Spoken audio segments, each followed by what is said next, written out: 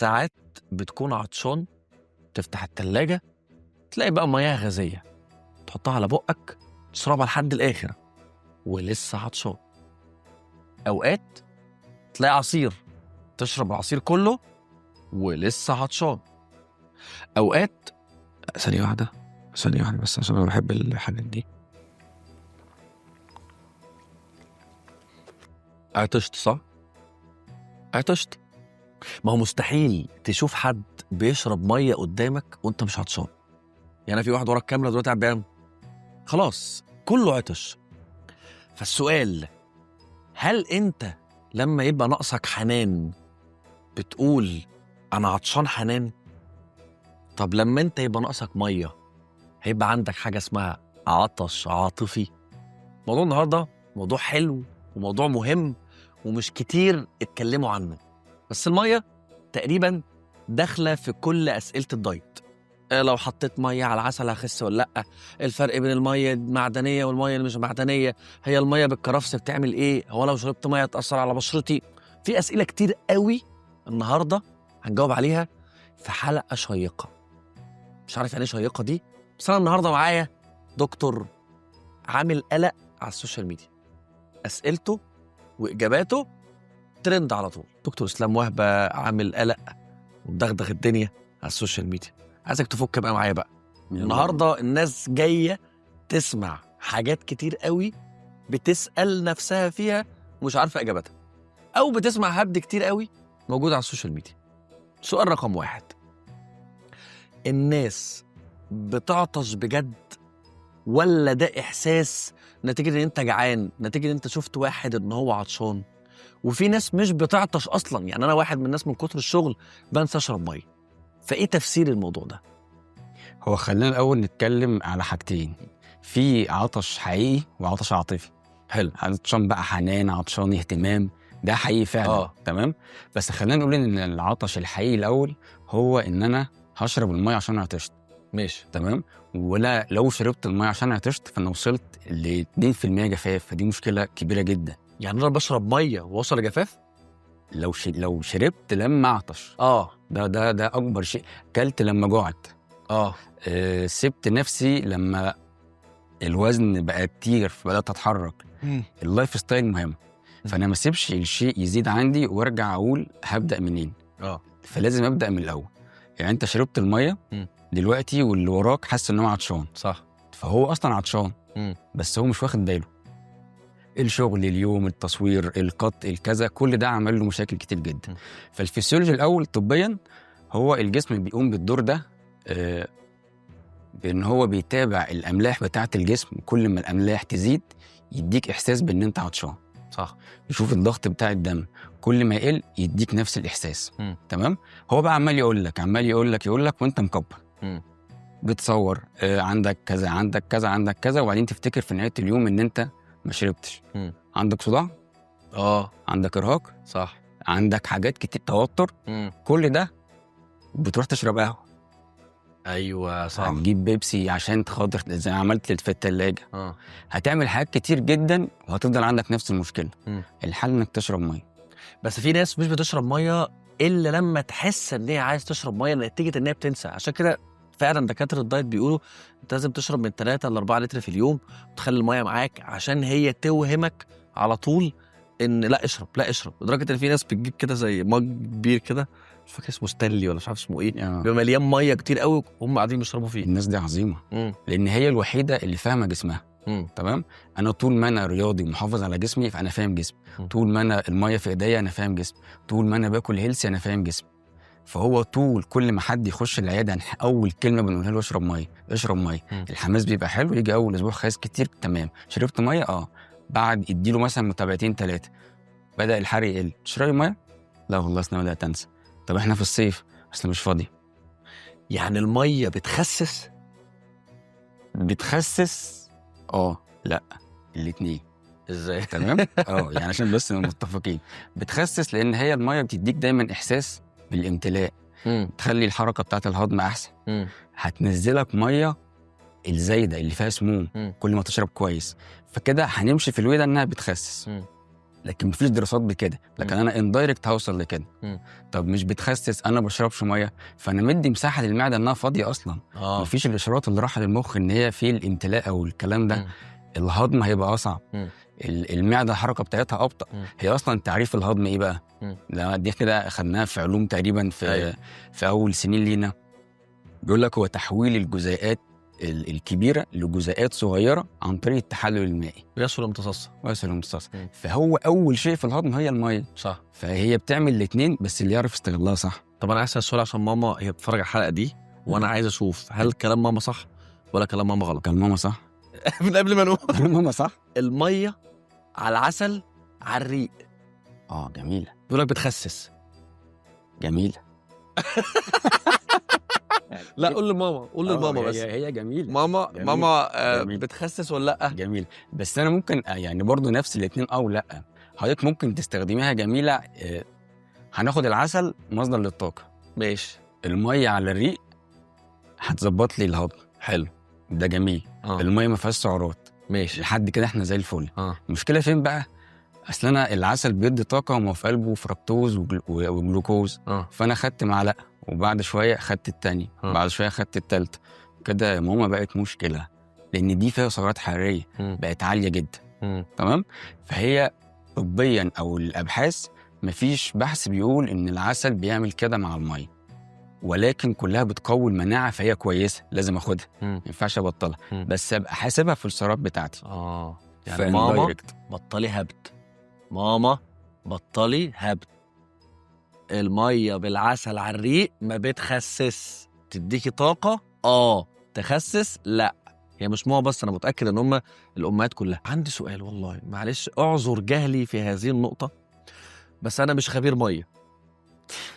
هل في فرق بين ميه الحنفيه والميه بتاعت الفلتر والميه المعدنيه؟ مش هتكلم على من ناحيه المعادن، انا بتكلم على ناحيه هل دول كلهم ممكن يخشوا في التخسيس، واشرب ميه معدنيه افضل من ميه الحنفيه لو هتعمل مثلا بقدونس بالميه بالحاجات دي كلها؟ هل هيبقى في فرق بين كله ولا كله واحد؟ لا مفيش فرق. لو هندخلها في حته الامتصاص يعني الجسم هيمتصها في الاخر، ادام الميه يعني صالحه وتنفع، هيبقى الامتصاص بتاعها كله واحد والجسم هيتعامل معاها كويس جدا. لكن في فروقات جوهريه. يعني المعادن في الميه المعدنيه المفروض بتبقى اعلى، بس فيها مشكله ان هي على المدى الطويل هتبقى مكلفه. صح. الميه الفلتر متوفره، في منها حاجات او يعني المراحل بتاعتها عاليه جدا، بس بتتقلب للضد. هو ممكن يشيل الكلور جميل، بس ممكن يشيل المعادن، فده يبقى غلط. يعني الفلتر كل ما بقى قوي قوي كل ما بقى غلط؟ لما بقى قوي قوي غلط لا، بس بقى قوي فهو عمال بيشيل قلل الماده الغذائيه بتاعته. بالظبط. يعني خلي الفوائد اللي كانت موجوده، انه عايز يشيل كلور، يشيل شوائب، يشيل المعادن التقيله، بس هو ساعات بتبقى الكفاءه عاليه ان هو بيشيل كله. فانا عمال اشرب ميه والاقي عندي مضاعفات كتير جدا. يعني فنخلي بالنا من ده. والصيانات برضو مهمه. فكل الحاجات دي بتفرق في الاخر في الامتصاص ما بتفرقش. هو الجسم في الاخر هيمتصها لانها سائل زيه زي اي مشروب هنشربه. والميه اول ما تتغلي، يعني انت حضرتك بتقول لو انا هستخدمها على بقدونس على كرفس على مش عارف ايه، انا خلاص غليت كله بقى واحد. كله بقى في الزبادي خلاص. يعني طيب عندي سؤال، الميه الكتير بتاثر على الكبد ولا لا؟ يعني بسمع ناس يقول لك ما تشربش ميه كتير، ميه كتير ممكن تاثر على الكبد وتعمل لك استسقاء مش عارف تعمل ايه، فهل ده حقيقي؟ حقيقي جدا. هو حقيقي في اي حاجه، هي اي حاجه كتير تاثر على الكبد بالسلب ولا بالايجاب؟ على الكلى. على الكلى تاثر على الكلى. لا والكبد كمان، في ناس الكلى اعتقد الميه الكتير بتظبط الكلى صح؟ لا كتير. هقول لك انا ازاي. هو الميه خلينا نتفق ان هو في معدل. احنا بنقول 3-4 ده بشكل جنرال، يعني 3-4 لتر ده جنرال. لكن انا في الطبيعي في الساعه لو حد بيشرب ميه كتير، الناس اللي هي مشروب ميه يعني بيشربوا ميه كتير يخلي باله ان هو ليه من 80 أو 8 لتر في الساعه. في الساعه، يعني لتر في الساعه. طب هو عايز يعرف هيشرب في اليوم قد ايه. طب ثانيه بقى، عشان انا دايما لما بروح دكتور دايت بيقعد يقول لي اشرب 4 لتر في اليوم، 3-4 لتر. انا في اوقات بشرب بجد مش قادر اشرب، يعني عارف بجد بطني انا مش قادر مش عايز، فانا بجبر نفسي ان انا اشرب. فهل ده غلط؟ لا صح جدا.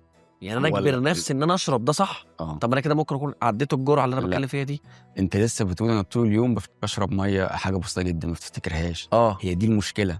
هو بص اقول لك حاجه، هي كل حاجه في الدنيا ليها لغه. انا وانت قاعدين مع بعض بالعينين في لغه، بالحركه الايد في لغه، الجسم كمان ليه لغه. فهو كل ما بيكلمك وانت بتردش عليه تحت اي ضغط بقى وانك مش فاضي، هو بعد شويه الاهتمام بيطلبش. صح. بتطلبه؟ لا ما بيطلبش. فهو يعني في الاول عمل لك شويه صداع، ارق، توتر، عمل حاجات كتير جدا عشان تشرب.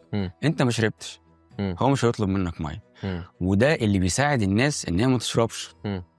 يقول لك ده انا بقالي قد كده نسيت اصلا الميه. صح. طب وانا كده تمام؟ لا، انت كده في مشكله، عندك مشكله كبيره جدا بجد والله.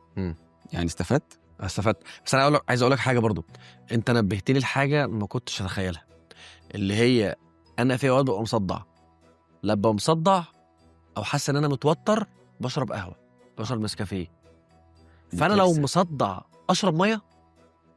اسال نفسي يعني دايما، هي يعني مثلا المريض بيجي يقول لي بص انا مش هبطل قهوه ليه؟ اصل انا طول اليوم عندي صداع، طول اليوم عندي ضغط، طول اليوم بتخانق في البيت. فبتعمل ايه؟ بشرب 50 كوبايه قهوه. القهوه والسيجاره. وهنقول ان مفيش سكر، يعني هو الراجل اللي هنقول يعني بيحاول يظبط الدنيا. طب الصداع راح؟ لا ما راح. طب بتشرب قهوه ليه؟ فانت قبل ما توصل ان في صداع، قبل ما تاخد كوبايه القهوه اسال نفسي شربت ميه النهارده كويس؟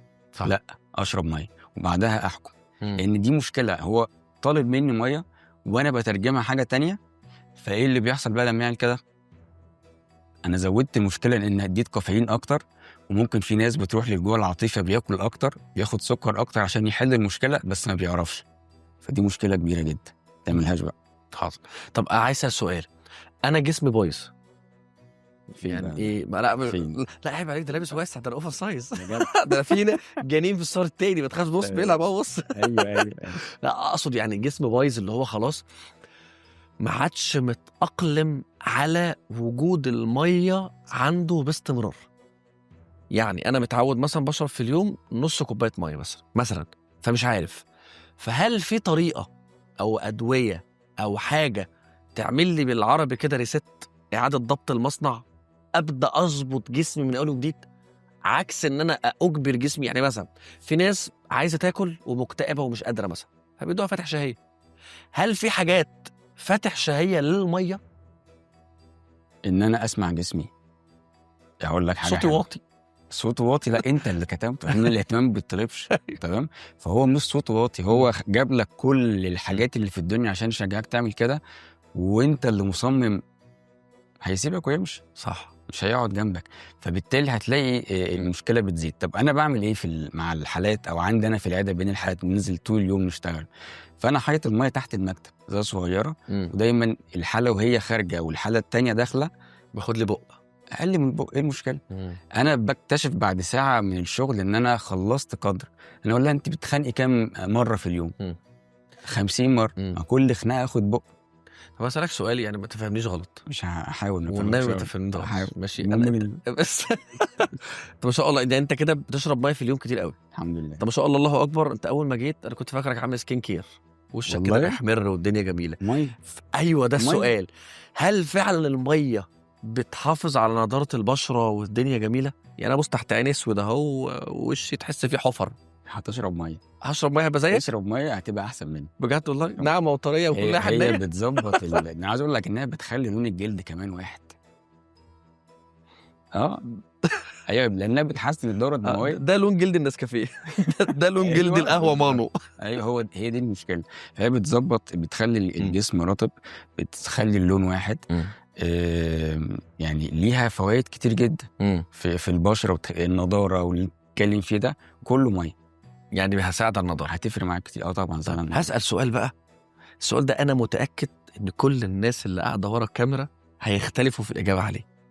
السؤال بيقول يلا نهبط بقى ده كله. دي هبده. ماشي. ناس كتير بتقول اوعى تشرب ميه وانت بتاكل هيطلع لك كرش، صح؟